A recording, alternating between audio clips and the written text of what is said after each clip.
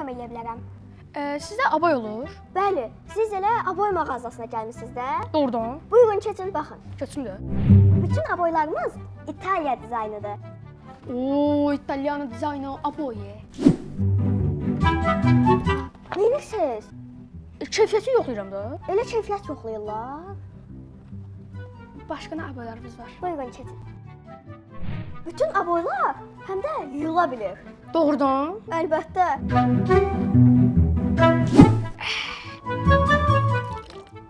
Neyinirsiniz? Demirsən, görə bilərsən. Bir dəqiqə. Aboyu alıb aparırsınız evə. Nə vaxt çəkilənsə yuya bilərsiniz. Hə. Bizdə olan aboylar başqa heç bir yerdə yoxdur. Çünki eksklüziv bizim üçün gəlir. Hə, eksklüzivdir. Eksklüziv nədir? Yəni bu aboylar yalnız Eurodekor mağazasına məxsusdur. Keyfiyyətli və uzun ömürlüdür. Eurodekor. Xoşuma gəldi.